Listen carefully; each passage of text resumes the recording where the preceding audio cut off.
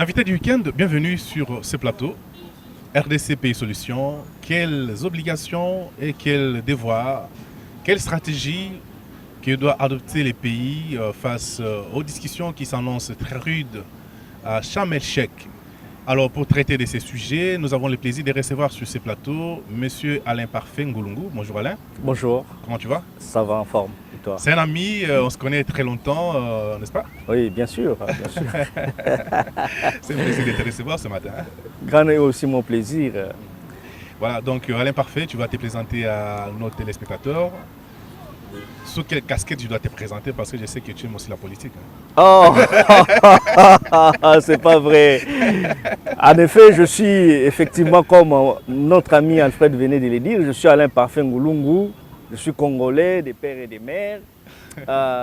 Évidemment, j'ai plusieurs casquettes. Hein. Ah voilà, mais j'avais ici, raison. je viens comme consultant J'avais raison, tu vois. en gouvernance climatique parce que j'ai eu par le passé à travailler dans beaucoup d'organisations environnementales ou beaucoup d'organisations internationales, que ce soit le PNUD, One Forest Norway, Forest People Programme, Banque mondiale à un certain moment, WWF, Tenure Facility, ainsi de suite. Voilà. Voilà, c'est un homme qui a un long parcours et je me souviens encore que c'est parmi les personnes qui, lorsque j'ai commencé à travailler dans ce domaine, qui me disaient, écoute les gars, il faut fonctionner, il faut persévérer, voilà. Il faut souligner aussi que ta première émission, c'est moi qui t'ai recommandé chez quelqu'un ici. Voilà, à l'époque où il était directeur du développement durable au ministère de l'Environnement et du Développement durable. Voilà, effectivement. Voilà. Non, tu as parfaitement la première raison. émission d'environnement. Bien sûr, bien sûr. Donc, il faut pas l'oublier. Mais juste, non, je ne peux pas. Ah oui, parce que c'est d'ailleurs pour ça que j'ai dit que tu es parmi les gens qui nous ont motivés à pouvoir avancer, foncer. Et imagine que c'était au moment où il n'y avait pas assez de personnes qui traitaient de ces questions. Exactement. Mais voilà, donc tu étais parmi ces experts-là qui nous encourageaient. Alors, Alain Parfait, aujourd'hui, on va parler justement de la RDC Pays Solutions. Pré-COP 27, il y a eu beaucoup de déclarations, on a vu la RDC jouer son rôle de leader dans ce domaine. Alors, demain après-demain, ça va être la COP 27 à Sharm el-Sheikh en Égypte. Quelle lecture fais-tu de ces enjeux qui se présentent aujourd'hui devant la RDC? Merci d'abord pour l'invitation. Au vu du succès ou de la réussite de la pré-COP organisé ici en notre pays, en République démocratique du Congo, moi je suis l'homme le plus heureux parce que ça fait plus de 15 ans que j'ai prôné auprès des décideurs politiques en RDC une prise en charge intellectuelle, ce que je peux appeler un sens de responsabilité dans les chefs des dirigeants congolais, de pouvoir assumer leur leadership sur toutes les questions liées au climat en Afrique centrale. En voyant Madame la vice-première ministre organiser, animer la pré-COP 27, moi j'étais l'homme le plus heureux parce que, comme on dit, la RDC est en train de retrouver ses rênes. La RDC est en train de reprendre justement le leadership qui a été perdu depuis des années. Nous avons vu des petits pays comme le Gabon, le Cameroun, le Congo parler au nom et pour le compte de la RDC, et c'était une honte pour nous à l'époque. Et donc, depuis un certain temps, nous avons mené un plaidoyer politique au plus haut niveau pour pousser le gouvernement congolais à pouvoir s'assumer au vu de la richesse écosystémique que nous avons en RDC. La RDC, ce n'est pas n'importe quel pays. 60% des forêts denses et humides d'Afrique centrale se retrouvent en RDC. Nous avons la plus grande partie d'eau douce d'Afrique se retrouve ici en RDC. Nous avons une méga biodiversité inégalable dans la sous-région et même dans le monde. Et donc c'est à nous que revenaient justement ces bâtons-là de leadership pour conduire les autres pays d'Afrique centrale. Et nous l'avions démontré à travers l'organisation réussie de la pré-COP 27. Et donc la lecture que j'ai ferai, je crois que nous sommes sur la bonne voie. C'est question de pouvoir s'organiser à l'interne, de pouvoir animer maintenant ce qu'on appelle une diplomatie verte autour de nos forêts, parce que ce n'est plus un secret, l'environnement ou le climat est devenu un secteur stratégique sur le plan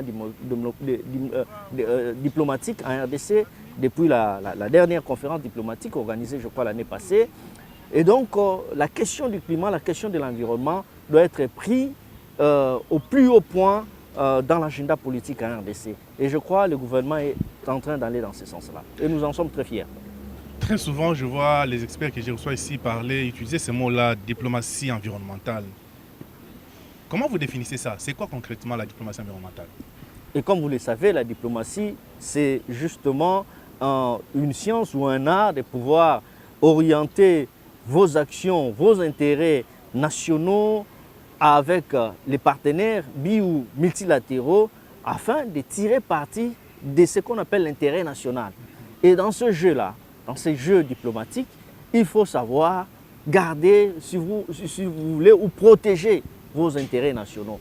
Et donc, si on intègre maintenant l'environnement dans la diplomatie, c'est justement au vu de l'ampleur que prend actuellement le secteur environnement dans les débats internationaux, dans la politique internationale. Donc, il fallait aussi développer une sous-diplomatie, mais qui se charge des questions de l'environnement, du climat, des questions de la biodiversité. C'est cela la diplomatie. Mais est-ce que la RDC a une expérience ou bien une expertise avérée dans ça?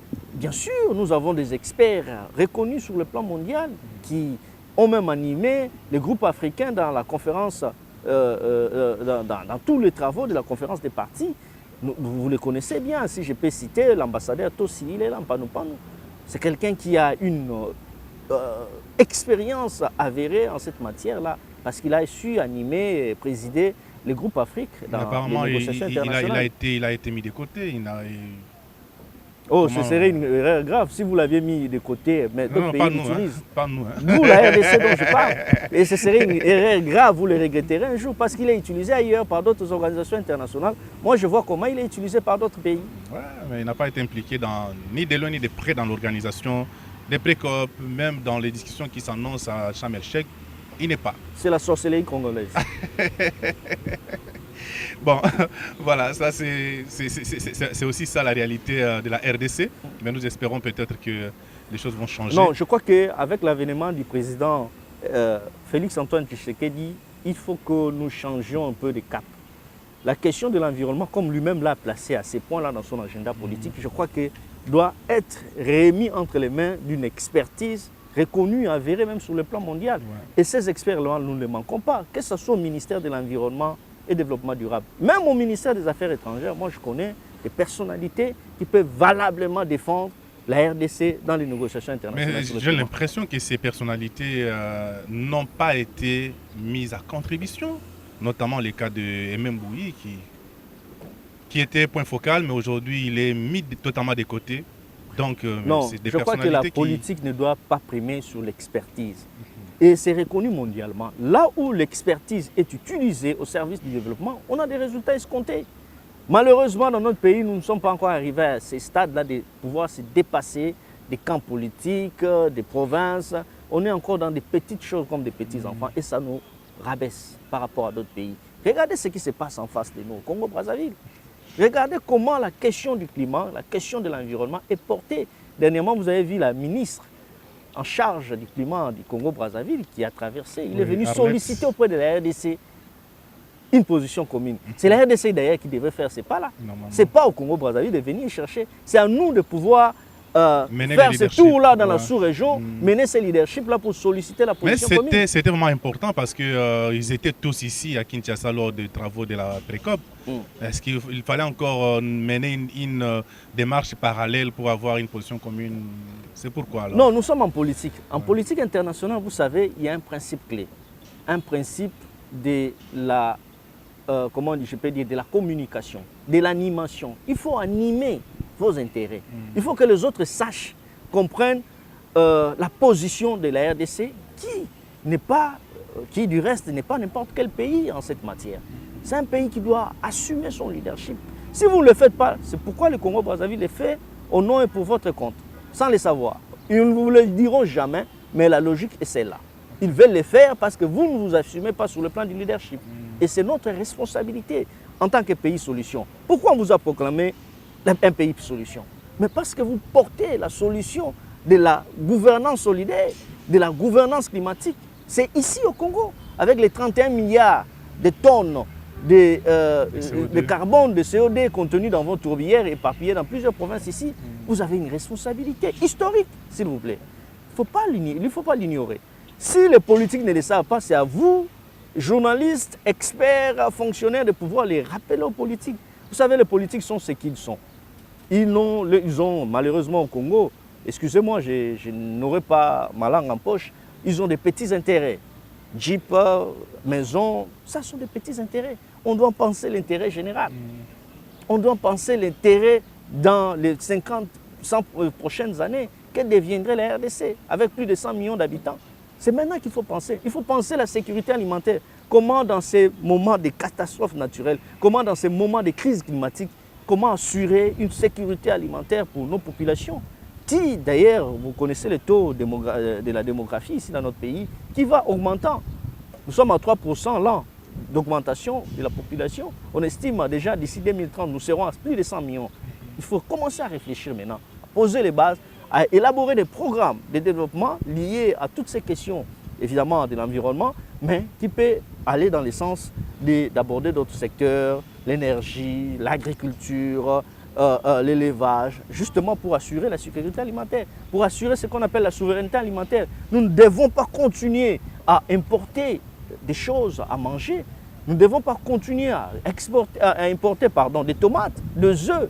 Quelle honte pour un pays qui a 80 millions de terres arables, qui peut nourrir toute l'Afrique, voire même au-delà.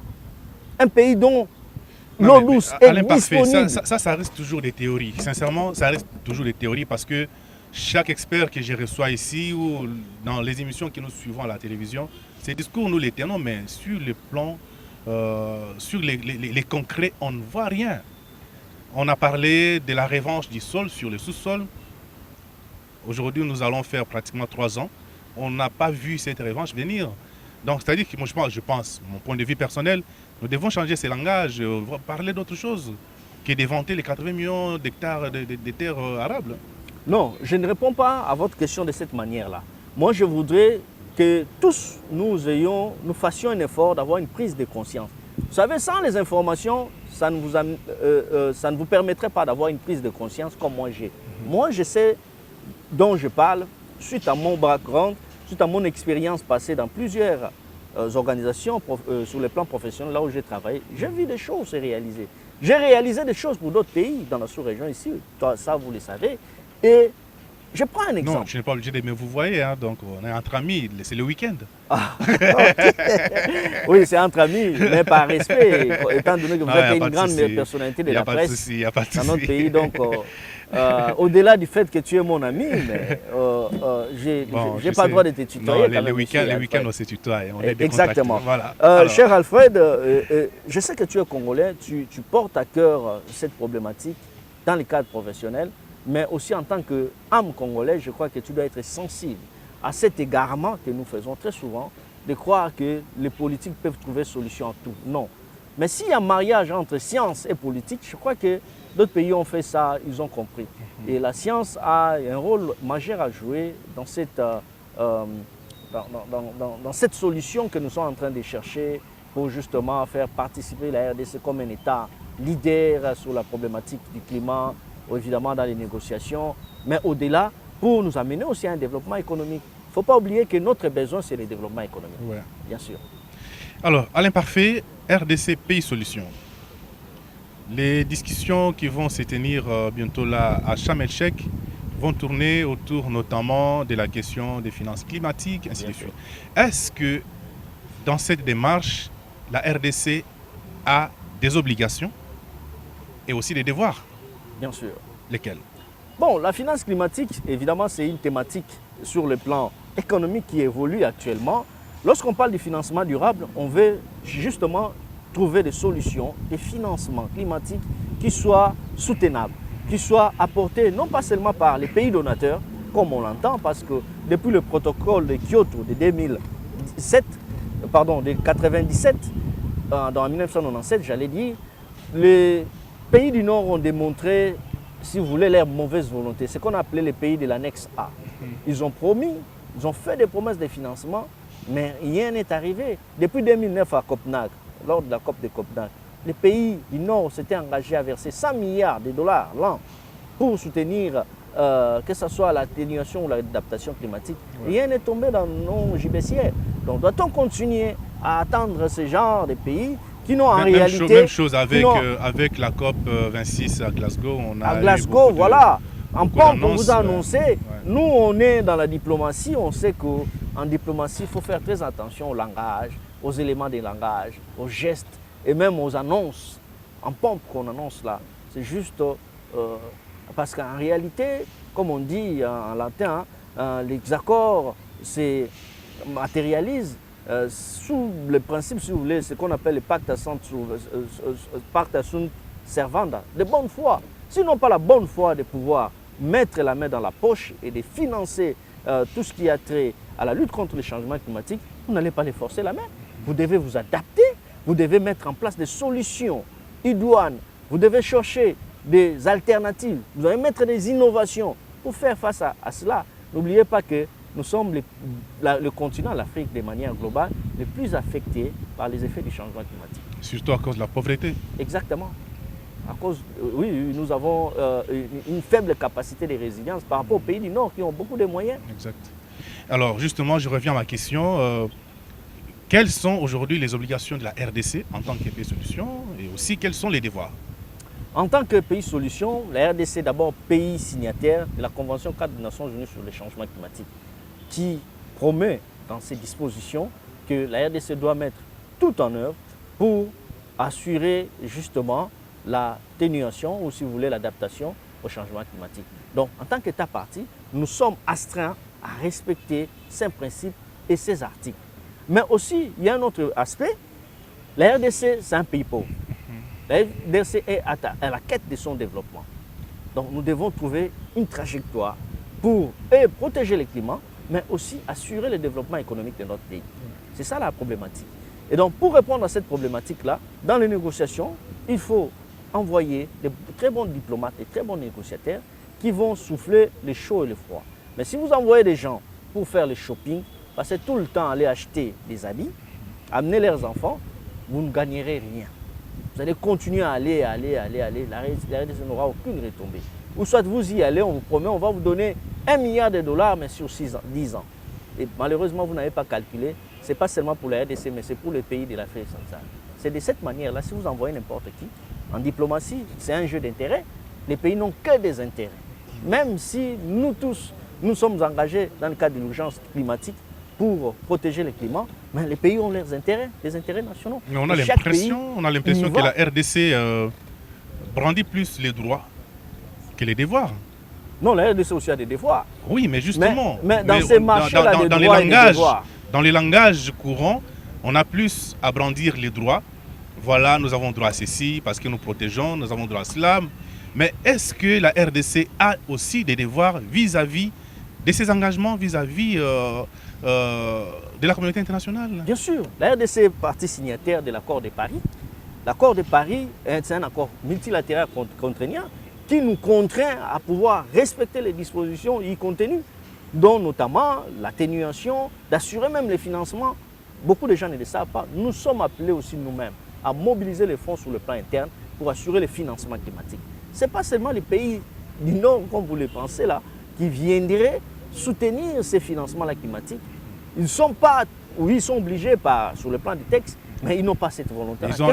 Ils ont quand même laissé nos enfants mourir de faim. Une responsabilité historique et ils doivent contribuer, mais ce n'est pas une contrainte aussi pour la RDC de ne pas mobiliser à l'interne ces financements. Non, il y a la RDC, vous savez, nous avons une assiette fiscale élargie où on peut intégrer la fiscalité écologique, par exemple, toutes ces entreprises, tous ces véhicules qui polluent l'atmosphère. Vous avez des moyens, nous avons des outils de mobilisation de la fiscalité écologique. Nous pouvons mettre ça en place.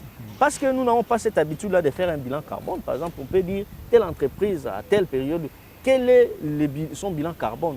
Qu'est-ce que l'entreprise a dégagé comme CO2 sur la nature et ça a un impact sur le climat et que l'État peut les taxer? C'est possible.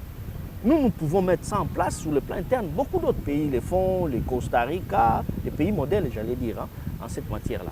Et ils s'en retrouvent facilement. Et lorsqu'il y va avec de telles innovations sur le plan international, lors des négociations internationales sur le climat, ils sont très respectés. Okay. Le Congo-Brazzaville a eu une initiative climat dans la sous-région, vous voyez, il arrive à mobiliser les fonds et se faire respecter. Les Gabon également. Les Gabon également. D'autres pays aussi. D'autres pays ont abrité même des organisations sous-régionales liées au climat. Ils se font respecter. Ils ont gagné le pari de pouvoir jouer ce rôle-là alors que la RDC était dans la distraction, était dans la politicaillerie, alors que ce rôle-là devrait en principe être assumé par la RDC de manière responsable. Mais justement, lorsque tu parles de la fiscalité écologique, je ne pense pas que ce serait une fiscalité de trop pour un pays où les gens sont déjà asphyxiés, où les entreprises sont déjà asphyxiées par des taxes et redevances. En termes clairs, c'est ce qu'on appelle la taxe sur l'environnement. On ne sera pas asphyxié. C'est juste question de l'adapter. Mais les établissements classés déjà payent ces taxes-là, il faut encore ajouter d'autres. Non, je ne dis pas d'ajouter d'autres, de pouvoir l'adapter par rapport à la réalité climatique, par rapport à l'ampleur que prend l'environnement et le climat dans les négociations internationales. Donc, sur le plan interne, nous avons aussi un effort à faire pour justement mobiliser les recettes, mais aussi que ces recettes-là soient vraiment canalisées vers les trésors publics et pas tomber dans les poches des gens, comme je vois dans les taxes environnement qu'on prélève ici dans les marchés urbains.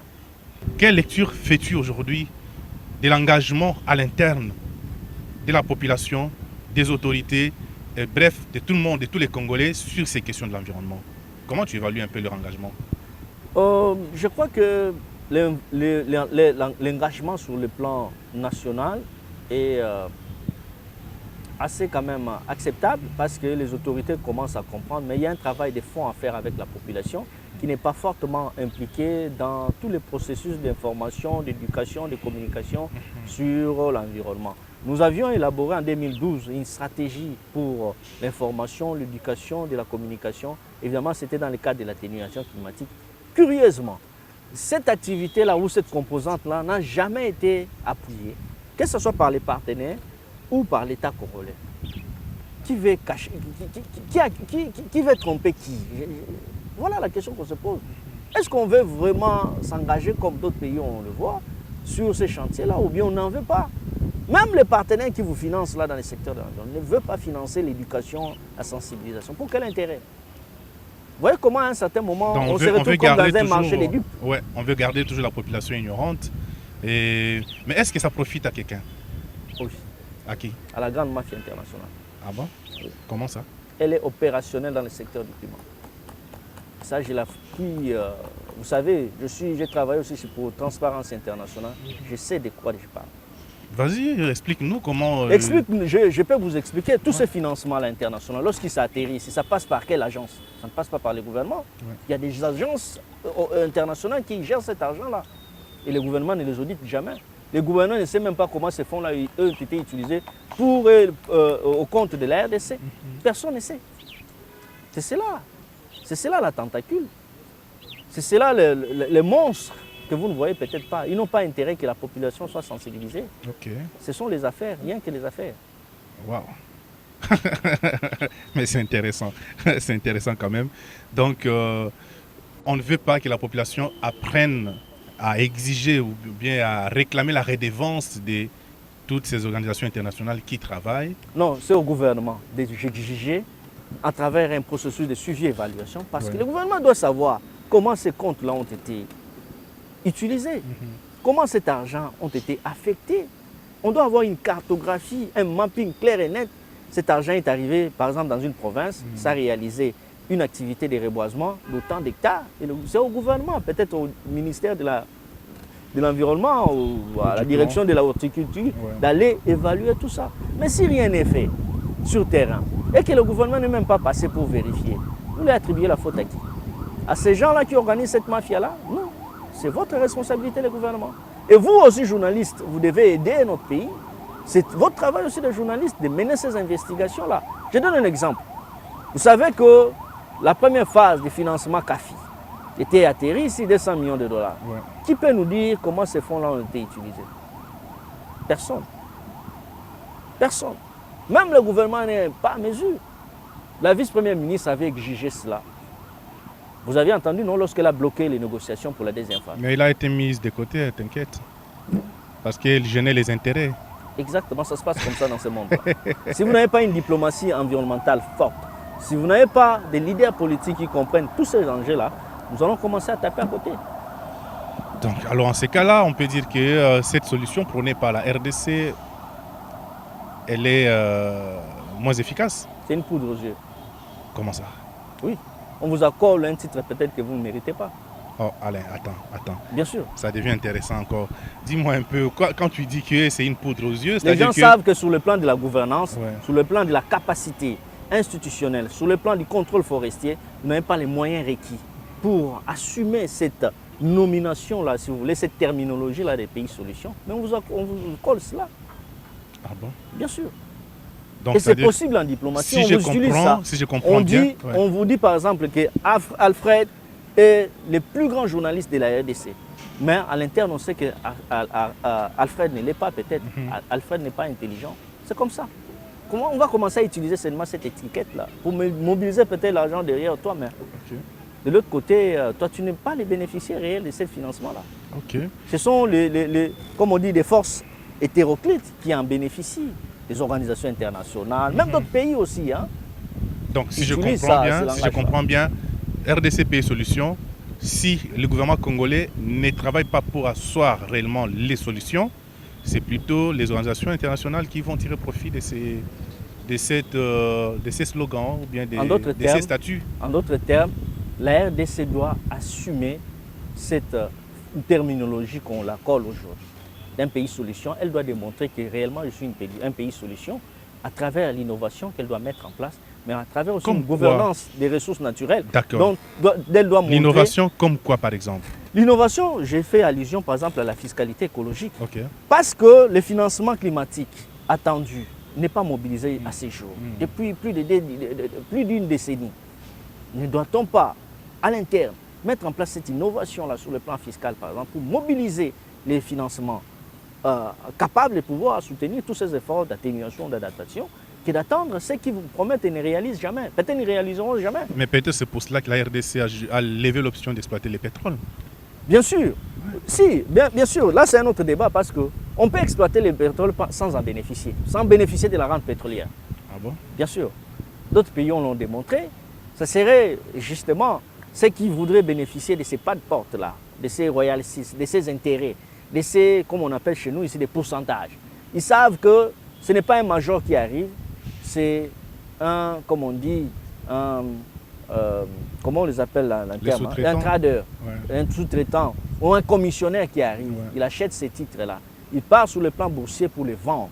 Peut-être qu'il ne vendra pas cela, il va faire ce qu'on appelle, donc il va gesticuler avec ces titres-là, il va commencer à mener des opérations de chantage ici et là pour brandir que moi j'ai tel titre sur le plan du marché financier et que la RDC ne bénéficiera pas forcément de cela. Un peu comme ça a été avec les mines. Et bien, ouais, voilà, toutes ces spéculations qui se font autour, sur la place boursière, ouais. Avec ces titres-là. Dans l'histoire, il y a beaucoup de ces aventures-là. Donc ce ne sont pas les aventuriers qui viendront. Ce ne sont pas des grands groupes qui viendront. Ce sont des intermédiaires, des commissionnaires. Ils achètent, ils vont remettre cet argent-là qui n'entrera peut-être pas dans les trésors publics, mais qui ira dans les poches des dirigeants, qui ira dans les poches de ceux qui parlent pour le compte de la RDC. Ceux qui engagent la RDC dans ces marchés-là. Okay. Qui est dupe maintenant dans cela? C'est le peuple congolais. Alors, on revient, donc tu as parlé des innovations. Il faut que la RDC mette en place des innovations. Il faut que la RDC travaille sur la gouvernance de ces ressources. Bien sûr. Alors, quelle peut être la stratégie pour la RDC à bien pouvoir performer sa gouvernance aujourd'hui? Non, là, avant de monter sur la stratégie, il faut que la RDC dresse d'abord une vision claire par rapport à la gestion de ces ressources naturelles. Je parle de manière globale. Il faut vraiment que sur le plan politique, nous ayons une vision. Tant que vous n'avez pas une vision, vous aurez du mal à développer une stratégie. Dis-moi par exemple dans le pétrole, quelle est la vision de la RDC d'ici 2030? Faire la raffinerie du pétrole, arriver à produire du pétrole localement et vendre localement le pétrole. Bien sûr, évidemment, c'est une bonne stratégie que je soutiendrai. Mais alors, sur le plan de la gouvernance, quel est le dispositif mis en place sur le plan légal, sur le plan logistique, pour arriver à matérialiser une telle vision? C'est ça le problème. Si vous n'allouez pas des financements dans ces secteurs-là, si vous n'organisez pas la formation dans ces secteurs-là, vous n'avez pas d'experts sur ce plan-là pour faire l'exploration, pour faire l'exploitation. Donc, tu vois, ce n'est pas une politique à court terme. C'est une politique peut-être à moyen et à long terme. Donc il faut se préparer par rapport à cela. C'est cela la vision. Et la RDC doit se préparer par rapport à cela. Nous ne refusons pas de faire l'exploitation ou l'exploration pétrolière. Nous voudrions que la RDC, par rapport à cette vision-là, se prépare. Mettre en place un cadre institutionnel, un cadre légal. Mettre en place même ce que j'irais dire, des ressources humaines pour pouvoir accompagner cette vision-là. Tant que nous n'aurons pas cela, c'est là où nous allons tomber dans les aventures du genre, vous avez des commissionnaires qui viennent, qui achètent des titres et ils commencent à faire des spéculations sur le plan boursier. C'est cela. On ne veut pas rééditer ce genre d'aventures que nous avons vues dans le secteur minier. Mais si nous ne faisons pas attention, on risque de retomber dans ces pièges. D'accord. Je vais encore vous reparaphraser. Donc la RDC doit mettre en place des innovations. Il doit travailler sur la gouvernance. Et par rapport à cette gouvernance, il faut une politique claire et une stratégie. Bien sûr. Est-ce que vous pensez que juste ces deux éléments vont permettre à ce que la RDC puisse redevenir ou bien devenir réellement un pays solution? Non, il faut aller dans les détails. C'est-à-dire, même la stratégie ne suffit pas, il faut programmer. Il faut avoir des programmes et maintenant commencer à avoir des projets répartis sur l'ensemble du pays, là où il y a ces potentiels, là, par exemple énergétiques, pétroliers, même un potentiel forestier. C'est là où on va développer maintenant des projets. Et commencer à espérer avoir des résultats escomptés selon les modalités des financements sur une période donnée. Je peux dire, par exemple, on peut s'attendre à des très bons résultats après 5 ans de mise en œuvre d'un projet. Et donc, il faut travailler dans ce sens-là. Dans la durée, on ne travaille pas. Un pays ne se gère pas dans l'immédiateté. Voilà, mais par rapport à ça, à l'imparfait, il y a déjà les programmes du développement à la base des 145 territoires. On comprend qu'il y a déjà quelque chose qui s'est fait dans ce sens. Vous savez, il y a un secret en planification du développement. On ne peut pas vouloir développer un pays en un seul an. Dans 5 ans, c'est impossible. Du reste, c'est un point de vue particulier, personnel. Je ne crois pas à un développement tout à coup de 145 territoires. Il aurait été souhaitable. Ça, c'est le conseil que je donnerai à ces planificateurs-là qui ont élaboré ces programmes. De commencer par des projets pilotes. Ce sont ces projets pilotes qui vont clarifier la démarche à suivre pour développer les autres problèmes. Imaginez si tous les 145 territoires n'ont pas les mêmes réalités, ce n'est pas dans le même contexte, n'ont même pas les mêmes ressources. Comment peut-on développer un territoire comme un sous-continent comme la RDC d'un seul coup? C'est impossible.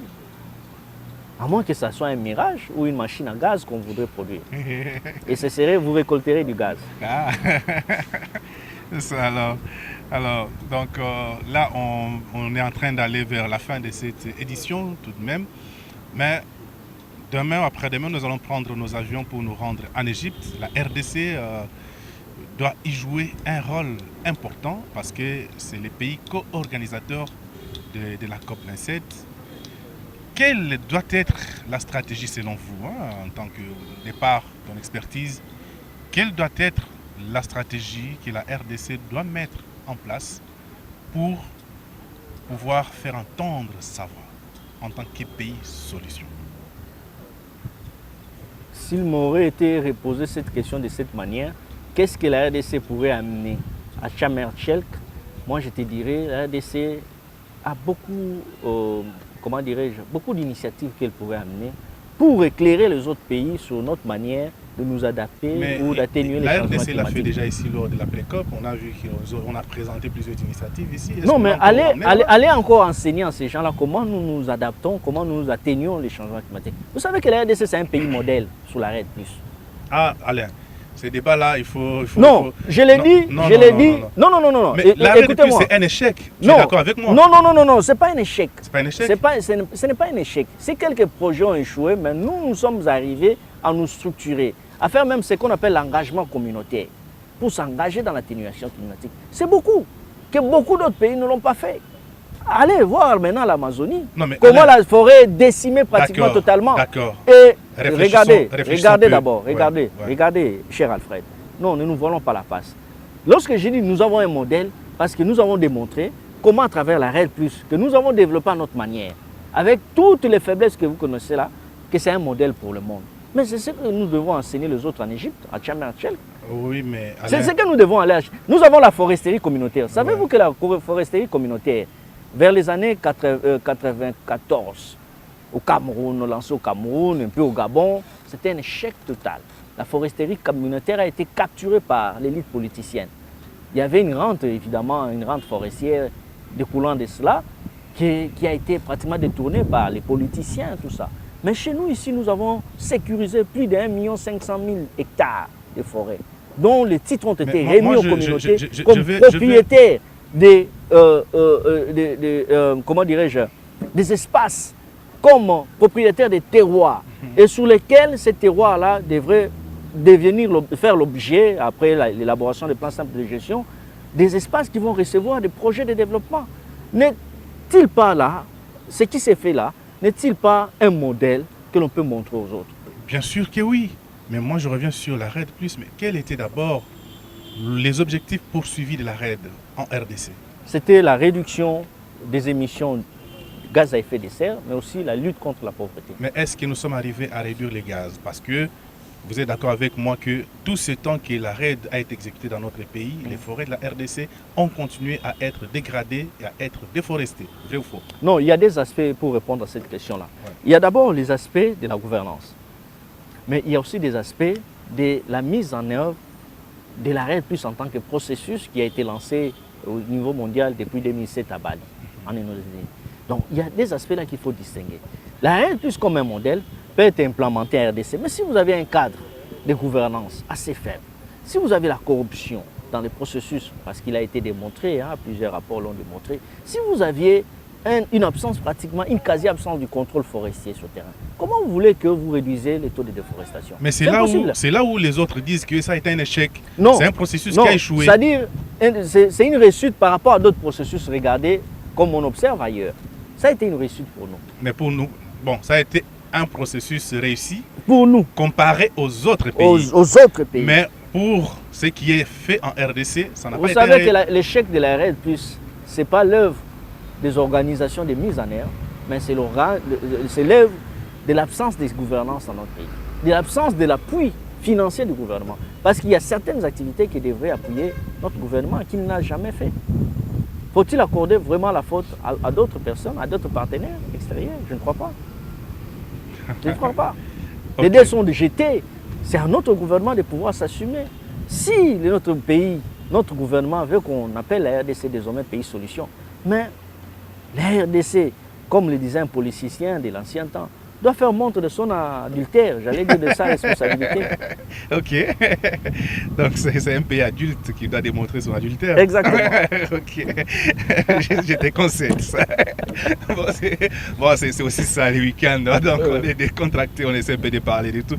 Bon alors, mais justement à l'imparfait, là tu as évoqué ce que la RDC doit présenter à Sharm el-Sheikh. Oui. Ok. Et non aller recevoir, parce qu'on a l'habitude d'aller commander là-bas. Ah, donc tu n'es pas pour que la RDC a dit voilà, je suis pays solution, donnez-moi l'argent, donnez-moi ceci. Vous passerez beaucoup votre temps si vous demandez, nous ne vous donnerons rien.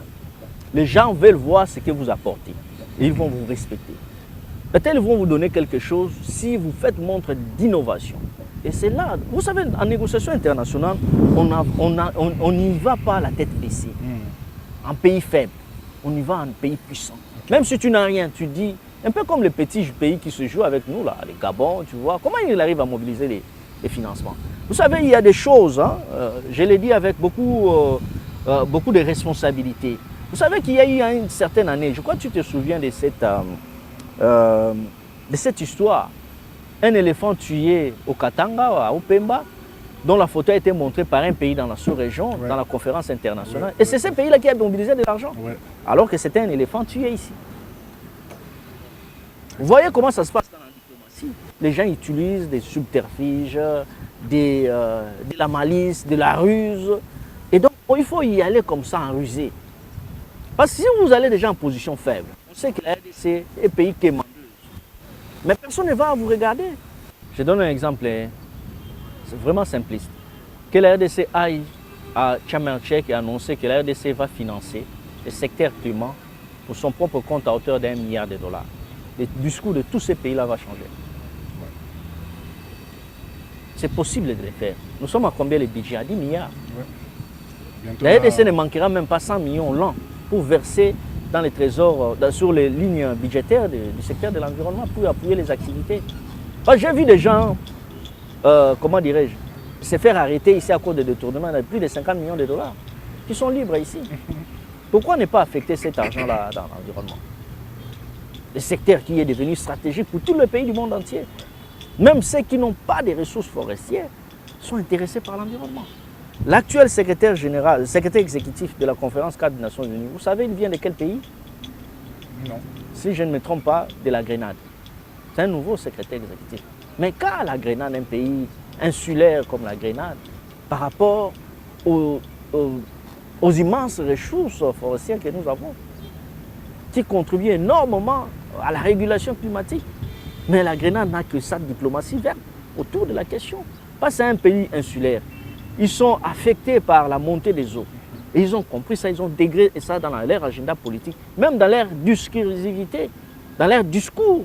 Chaque politicien venant de ces îles-là, des îles Vierges, tous ces pays-là qui sont affectés par la montée des eaux, mais ils ne peuvent rien parler sans le climat dans leur discours politique. Et nous, un pays comme la RDC, regardez seulement, regardez même dans les discours de nos politiciens, combien font allusion au changement climatique. Pour voir les niveaux, la quasi-absence de l'appropriation citoyenne de la problématique du climat, même dans les chefs des leaders politiques, que ce soit de l'opposition ou de la majorité. Donc il y a un travail en tant que journaliste à faire aussi. Nous les faisons, c'est d'ailleurs pour ça que nous vous invitons ici. Donc, c'est-à-dire nous faisons notre part. Hein. Oui, nous aussi nous faisons notre part. Alors, Alain Parfait, tu penses qu'il y a une question que je ne t'ai pas encore posée? Oui, la seule question que peut-être tu ne m'as pas posée aussi, c'est que faisons-nous de l'insalubrité malgré les programmes qui ont été lancés, ici tout comme ailleurs. C'est toi qui les cites. Hein. Avec la dame pluie. Mais c'est déjà aussi un problème parce que les déchets produisent du gaz à effet de serre. Bien sûr. Donc d'autant plus que nous aurons des déchets entreposés par-ci par-là, c'est-à-dire que la ville de Kinshasa en soi contribue au changement climatique.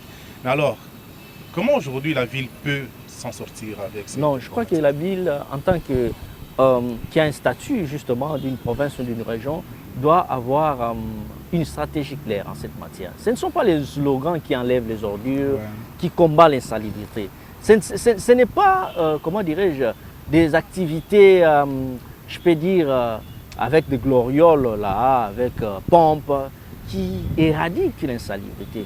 C'est une stratégie claire conçue avec toutes les parties prenantes, que ce soit les communautés, les institutions, la société civile, même les secteurs privés, ceux qui produisent des sachets, ceux qui produisent des bouteilles en plastique, doivent être associés à ces stratégies-là. Et on donnera à chacun un rôle particulier à jouer dans la mise en œuvre de ces stratégies-là. Je crois que ce serait le début, ou soit le démarrage d'une action concrète qu'on fera pour lutter contre l'insalubrité. Donc, si nous devons considérer la RDC comme pays solution, il y a aussi des choses que la RDC doit faire à l'interne, notamment sur la place de la gestion des déchets. Vous êtes un pays solution, vous ne faites montre d'aucune initiative viable pour réduire les émissions durable pour réduire les émissions émanant des déchets. Ça c'est vrai. Vous n'êtes pas seulement pays d'émissions, solution pour aller commander de l'argent dans les forêts internationaux. Bien pour présenter seulement les minéraux, les forêts et les eaux. Mais vous êtes aussi pays solution pour proposer des solutions. Vous êtes pays solution pour apporter de l'innovation. Face à telle situation, qu'est-ce que pense la RDC? Les universités produisent beaucoup d'initiatives, beaucoup de résultats qui malheureusement ne sont pas capitalisés dans ces réunions-là internationales où vous partez. Exactement. Où nous savons pour la plupart des cas, ils vont pour... je me limite là. Moi, je dis rien, c'est pas moi. Non, on doit quitter ces stades-là. La RDC, c'est un grand pays. Moi, j'ai un rêve, comme le disait Martin Luther King, j'ai un rêve un jour de ma vie, de voir la RDC sur l'estrade des Nations Unies, un dirigeant, si vous voulez, quelqu'un qui vient de la RDC, diriger ces instances-là, parce que nous vivons avec ça. Nous avons ces ressources-là. Et démontrer que c'est nous qui avons la solution pour assurer ce qu'on appelle, ce qu'un philosophe a appelé Kamana, la gouvernance mondiale solidaire, où nous donnons nos ressources aux autres pour réguler le climat, mais aussi pour donner à manger aux autres à travers une très bonne politique de sécurité alimentaire pour assouvir la faim qui prend, vous savez, aujourd'hui, on parle de nombre accru de gens qui sont sous régime d'insécurité alimentaire, qui ne fait qu'augmenter. C'est à la RDC de porter cette solution-là. Un pays solution, ce n'est pas seulement pour le climat, même pour le développement, être un modèle. Ouais. N'oubliez pas que Cheikh Anta Diop, le Sénégalais, disait que la RDC sera le pivot industriel de l'Afrique. Plus loin, c'est Nietzsche qui disait, non, comment il s'appelle, celui qui a parlé que la RDC a la forme d'un revolver, pardon, l'Afrique a la forme d'un revolver, dont la gâchette se trouve en Afrique. Donc tout doit partir ici de la RDC. Et si vous, en tant que responsable, en tant que journaliste, vous ne comprenez pas cela, les autres le feront à votre place. Je crois que les autres pays limitrophes ont commencé déjà à le faire. Voilà. Donc, si je dois vous paraphraser à l'imparfait, RDC Pays Solutions ne doit pas se présenter seulement comme un pays quémandeur, mais doit se présenter plutôt comme un pays pourvoyeur des innovations et pourvoyeur aussi des solutions. La RDC est porteuse d'une gouvernance solidaire à l'aide de nos ressources naturelles, à l'aide de la méga biodiversité que nous avons, à l'aide de la puissance énergétique que nous avons avec INGA, mais aussi avec les énergies renouvelables que nous avons sur l'ensemble du pays. Ces potentiels-là doivent être mis au service de la gouvernance mondiale solidaire, où nous partageons réellement de manière transparente et sincère nos ressources avec les autres, tout en gardant notre souveraineté pour notre développement, mais aussi pour le développement d'autres nations. C'est ça les pays solutions. Merci pour avoir accepté notre invitation. Est-ce que Merci tu as aussi un mot à adresser à toute cette équipe d'Environ News? Bien sûr, je voudrais encourager Environ News. J'ai eu la chance de voir Environ News naître et je suis l'homme le plus heureux de voir que la Environ News n'est pas seulement ici en RDC comme beaucoup le penseraient. L'Environ News a traversé même les frontières nationales et est allé même au-delà et le monde entier connaît Environ News.